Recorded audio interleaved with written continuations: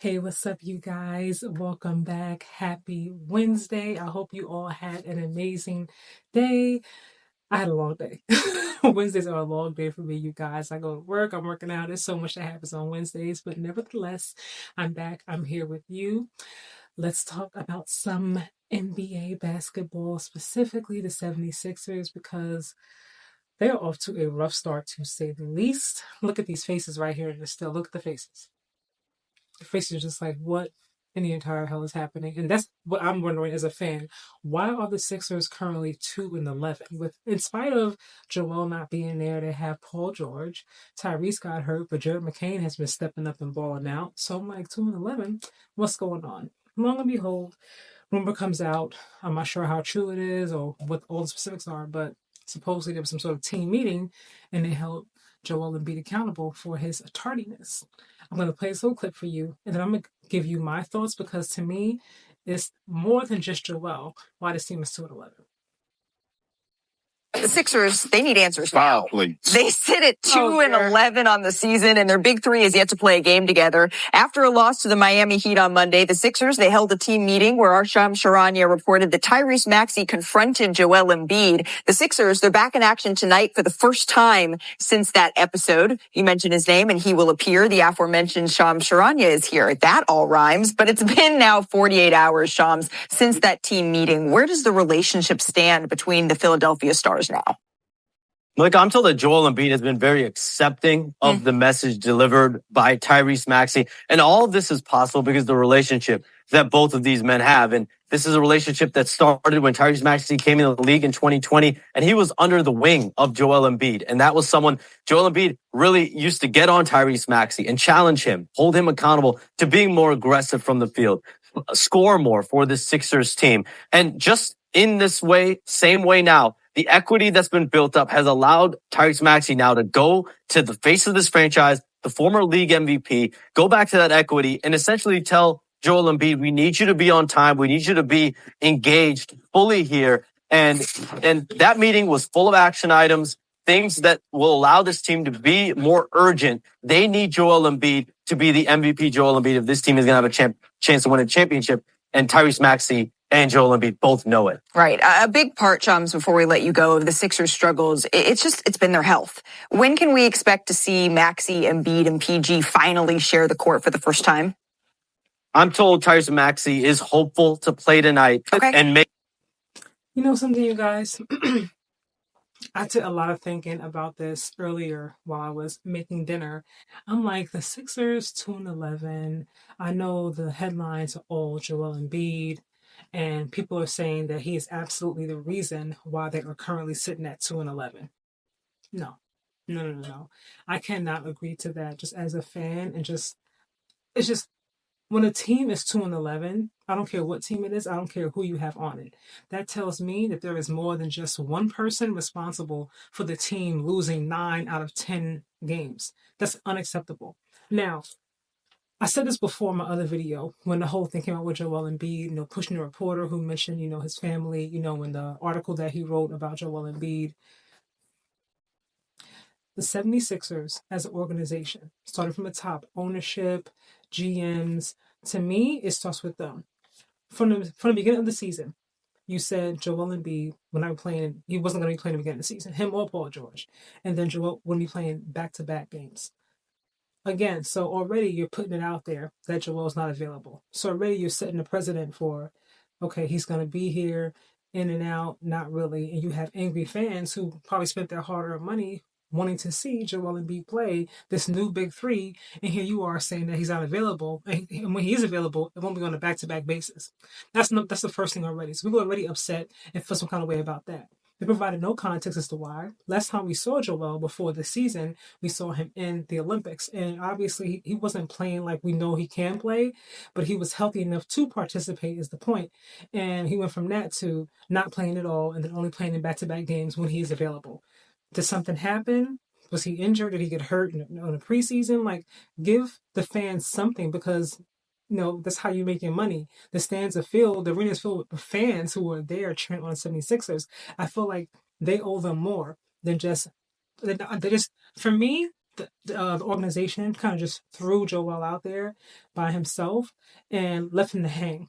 At this point, I don't know what Joel does. I don't know him personally. I don't know what his workout regimen is. I don't know who his nutritionist is. I don't know what his diet consists of.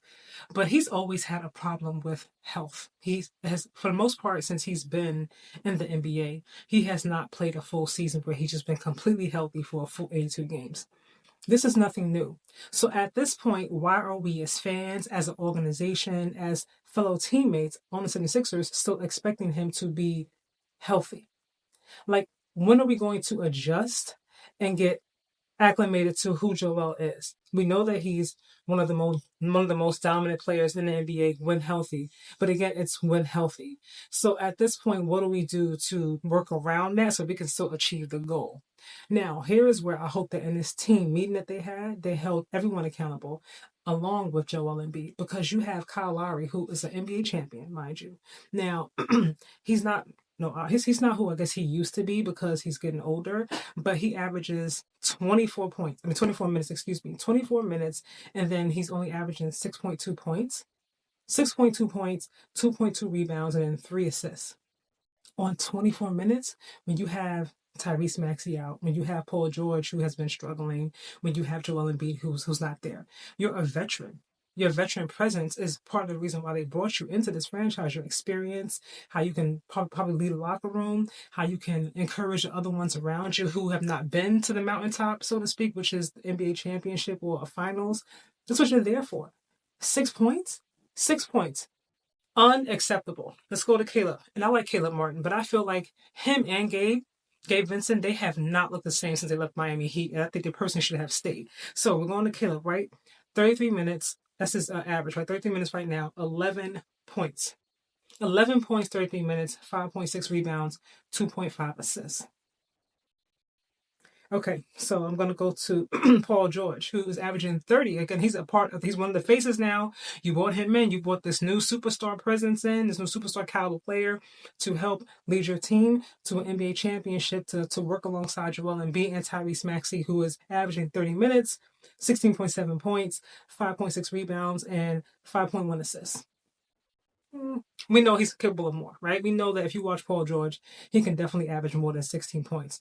I'm gonna give him the benefit of the doubt and say he's trying to find his rhythm and get acclimated within this new offense, but that has to move up. You paid him some point, okay? So 16 points for all those millions you gave him, unacceptable for me as an owner. No. I'm paying you all this money. I need more than 16 points. When my other star is out, I need more production from you, which is why I brought you in. Now, let's go to Kelly Oubre, who I think I'm going to give him some. I'm not gonna put so much emphasis on his stats. Why? Because I feel like when you watch the game, there's just so many things that he does that to me do not show up on the stat sheet. It's those little intangibles like Derek White. You know what I mean? There's so many like little things that he does to impact the game that don't show up on the stat sheet. But Kelly Oubre, 30 minutes, 13.4 points, 4.7 rebounds, 1.2 assists. He also had some blocks in there, forcing some turnovers, some steals. So I have to give him a little bit more leeway than what the stats are reflecting. I know Joel is going to be held to a different standard because he is the face, because he just got an extension. Before he got the extension, before he got the hundreds of millions of dollars, he came into the league unhealthy. Like this is who he's been. We can't be mad at someone for their health. I will give him credit though, because I will say that to me there is some integrity there, because when he played last season and he had that whole Bell's palsy, when he could have gone blind if he had gotten hit the wrong way. That to me takes a lot of balls to get on the court, because no matter how many millions you have, if you hit the wrong way and you go blind, then what you're going to do? Then what does Philly do? They do absolutely nothing when you're not there because you can't see anymore. What about your wife? What about your son? Like, it's just so much that goes with that. So I can't say it in my heart, I don't believe that he wants to play or participate. I feel like there's something else going on with him health-wise, and rather than them just like coming out and saying, well, this is what happened with Joel, this is what he's dealing with, so there's more transparency, therefore you can be more understanding and say, oh, okay, that's why he looks like that, that's why he's moving so sluggish, you know what I mean? I feel like we just have to give him a little bit more empathy. And I know some of you might look at this and say, empathy, girl, he is getting paid over $200 million. He's got an extension, a max extension, yada, yada, yada. Yes. But no matter how many millions, billions, trillions, like if you're not healthy, you can't be your best anyway. And that's for any of us, which is why I say at this point, as opposed to putting all the focus and making Joel the face of the franchise, it is time to switch that to a young, up and coming Tyrese Maxey. What about the coaching? Where's the coaching in all of this? I feel like they're letting Joel take so much of the heat, so much of the blame. And it's like, last time I checked, everybody there is getting paid, right? There's nobody there that's playing for the Sixers for free. Everybody's getting paid millions, some a couple 100,000, but you're still getting paid six figures, right? If you're on the bench not playing at all, you're still getting paid to be there. So whether you're making 180 million, whether you're making 50 million a year, 12 million a year, 3 million a year, 4 million, whatever, you're still getting paid money to be there. Why are you not bringing your best? Why? Why is Kyle only averaging 6.2 points on 24 minutes? Why? That to me is unacceptable. At some point, like, okay, Joel's out, so guys, no, how are we gonna do this? As a coach, how are we gonna do this? Okay, you knew coming into the season that Joel wasn't healthy. You knew that coming into the season that he wasn't fully healthy. You knew that he wasn't gonna be playing, at the beginning of the season. You knew that he wasn't playing back-to-back games. So where was the game plan, the strategizing to make sure that we can maximize what we do have on this court so that we don't come out 2-11? I mean, come on. We're gonna put all that on Joel? Nah, I can't. I cannot rock with that, you guys. I'm sorry. I just can't.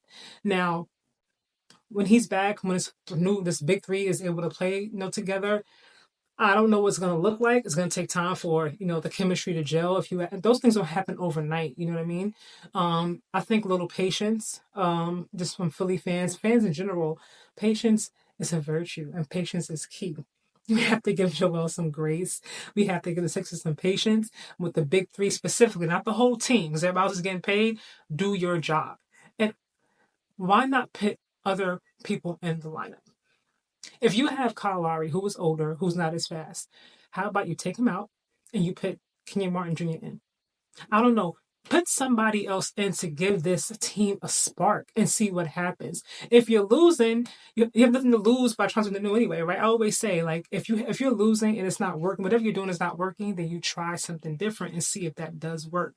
What they're doing right now is not. It's not working. It's just simply put, it's not. And I don't think that no matter what happens tonight, if they do all three play together, I don't believe that this is going to go on for a full season. At some point, Paul George is going to be out again. At some point, Joel's going to be out again.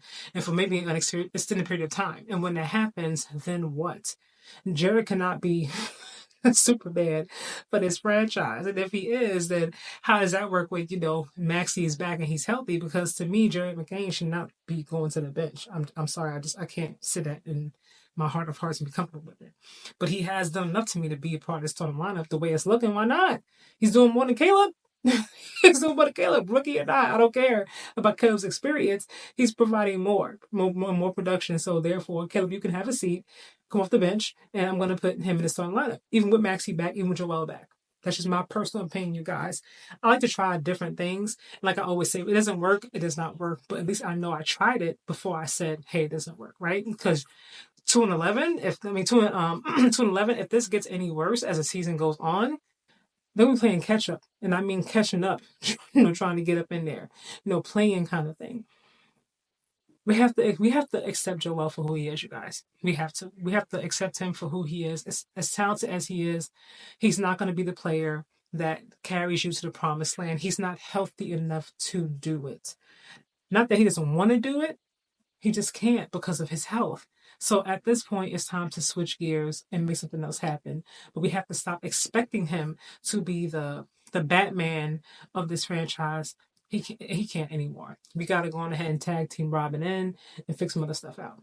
What do you guys think, though, about this whole thing? Do you blame Joel? Do you think he's to blame for the 76ers? Or are you on my side saying, where's everybody else at? Let's hold everybody accountable. Ownership, management, a coaching staff, and the entire team. I personally believe if everybody shows up like how everyone does in Boston, they will have a better team. They may not be like the Cleveland Cavaliers who are 15-1 now or 16-0, whatever have you, but they wouldn't be 2-11. What do you guys think, though? Let me know. I hope that you will have a great night, and I'll see you, of course, in the next video.